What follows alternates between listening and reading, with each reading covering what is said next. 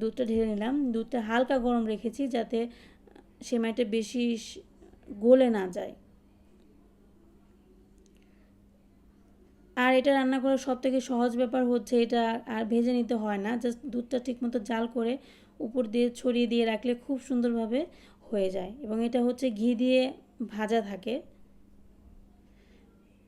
Noodles রান্না করলাম, সেমাই করলাম, এখন আরেকটা আইটেম করব, সেটা হচ্ছে চিকেন ফ্রাই। যেহেতু দুপুরের খাবারের জন্য কাউকে নিমন্ত্রণ করিনি, নাস্তা বানাবো, তাই ভাবলাম নাস্তাটা একটু ভারী করি যাতে মুখে লাগে। ফল, নুডলস, সেমাই এগুলো তো ম্যাক্সিমাম মানুষই করে, সাথে যদি একটু ভারী খাবার ধরেন চিকেন ফ্রাই, মানে এই খাবারটা একটু সুস্বাদু খাবার, তো এটা হলে কিন্তু আরেকটু ভালো হয়। তাই ভাবলাম যে এটাও করি। তো চিকেনটাকে মশলা দিয়ে মেরিনেট করে আমি আগেই রেখে দিয়েছিলাম ফ্রিজে। এখন হচ্ছে এটা বের করে আমি জাস্ট এর মধ্যে উপরের যে আবরণটা সেটা দিয়ে দিলাম। তো এটা কিভাবে দিয়েছি একটু বলি। আমি এখানে আটা নিয়েছি, আটা বা ময়দা যে কোনো একটা নিলেই হবে।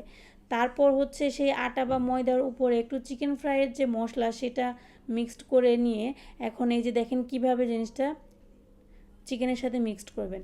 সুন্দর করে চেপে চেপে দিবেন, তাহলে দেখবেন চিকেনের গায়ে একটু হালকা পাতলা যে জল লেগে থাকে সেইটাতে সুন্দর মতো আটা লেগে যাবে। এটা আর এক্সট্রা করে অনেকে আছে ডিমের ঝোলে ডুবায়, তারপর আবার বরফ জলে ডুবায়, তারপরে আবার আটার মধ্যে করে, মানে অনেক কিছু করে।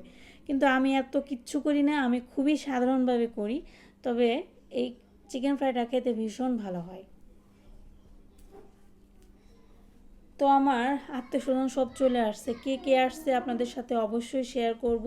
ভাবলাম চিকেন ফ্রাইটা আগে চুলায় দিয়ে দিই, তা না হলে আবার দেখা যাবে এটা ফ্রাই হতেও কিছুটা সময় লাগবে। তো দেখেন এখানে সবাই চলে আসছে, অনেক আত্মীয়স্বজন আসছে। সারা বাবা আসার সময় আইসক্রিম নিয়ে আসছে, বাচ্চারা তো আইসক্রিম খেয়ে মহা খুশি। তো এখানে আমি চিকেন ফ্রাই করতেছি, আমার এক ননদ আসছে বাসায়, ওনাকে দায়িত্ব দিছি যে ফল কেটে দেওয়ার জন্য। আর এখানে কে আসছে সেটা বলি। সেদিন যে আমরা একটা বাসায় গিয়েছিলাম এক দিদির বাসায় নেমন্তন্ন খেতে,